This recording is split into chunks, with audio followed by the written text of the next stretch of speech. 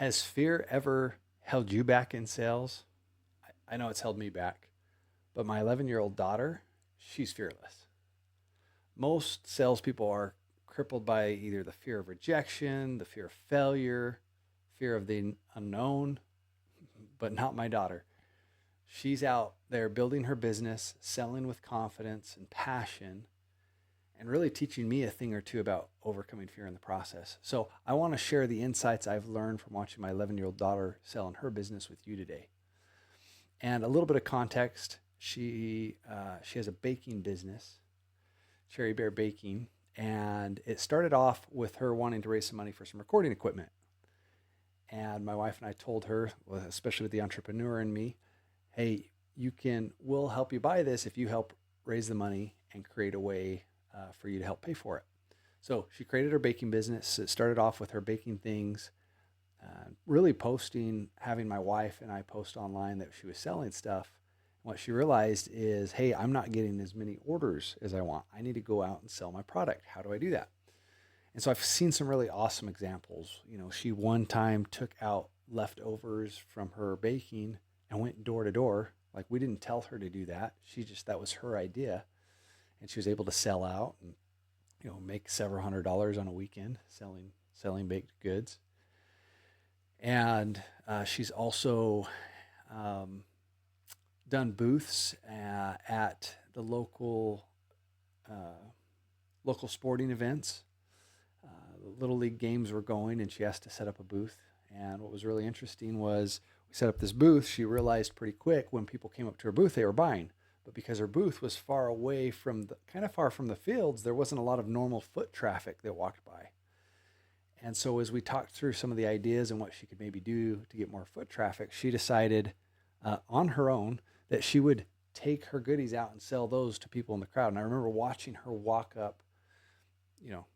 She's a little tiny 11-year-old girl walking up to men in their 30s, 40s, 50s, big beards, 200 plus pound guys. She really picked a good audience, honestly, and sold her goodies to these people.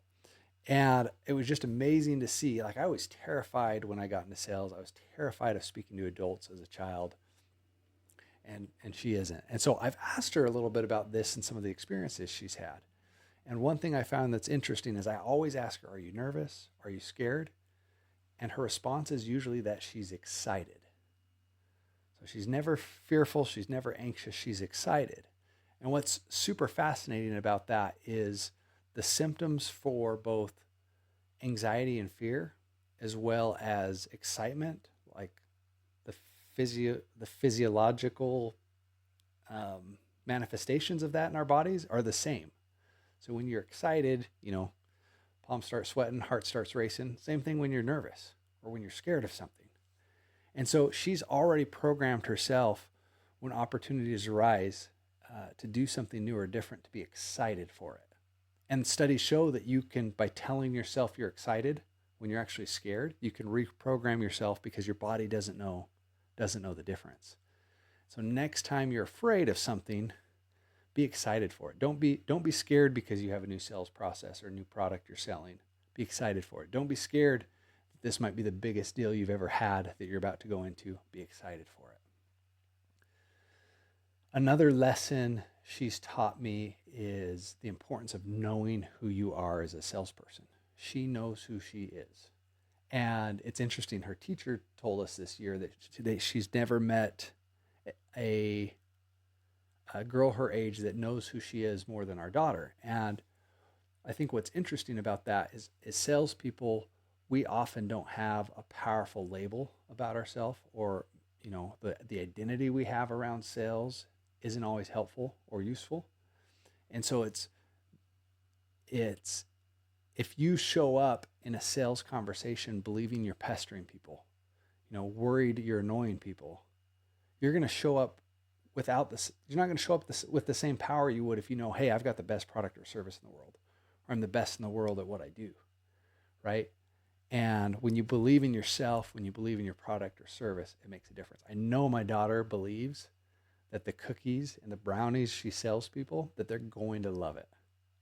And they're going to be excited to have it. And they're going to want to buy it again. And I believe that, and her belief in herself gives her a lot of that confidence to go out and do that. The third lesson I've learned is, and once again, she went and sold in front of a restaurant this last weekend. And I asked her how it went. She did pretty well, sold most of her things. I asked, hey, did everybody buy who came up to you this weekend? And she said, well, no. So how do you feel when you get the no's? She said, oh, it doesn't bother me. I know some people are going to say no, and I know there's others who are going to say yes. And I think that's a powerful thing too. Sometimes we're afraid of those no's, or we hate those no's, or we avoid the no's so much. And this could apply both in, an individual sale or in our sales in general. Like, are we afraid of no? Are we willing to go straight at no with people? And are we okay to get a no at the end of the day? That can help relieve some of the fear in sales for our prospects if we allow them to say no. Secondly, a lot of times there's this scarcity mindset that, hey, if they say no, I don't get anything out of this, right? And so I loved hearing my daughter say, well, it's okay if they say no. I know other people are going to say yes. And do we believe that about our product and our service? Do we believe that there's people out there looking for what we have? And are we comfortable hearing no? Are we comfortable knowing, hey, when I get a no, I'm one person closer to a yes? So I really have loved those three things that my daughters taught me. One, to reframe anxiety or fear as excitement. Two, to know who you are as a salesperson and be proud of it. And three, to be comfortable with no and look for no's. So if you are struggling with fear in selling, assess those three things, reframe your fear as excitement, really look at your core beliefs about yourself and your product and your service, and label yourself. Know that you are doing something noble. You're helping people get what they want. And lastly, be comfortable with no. It's a big part of the process, and easier said than done. With these tips, I know you apply these things, you will see greater success in sales. I'm Drew Norton, the Everyday Sales Leader, and this is your daily dose of sales inception.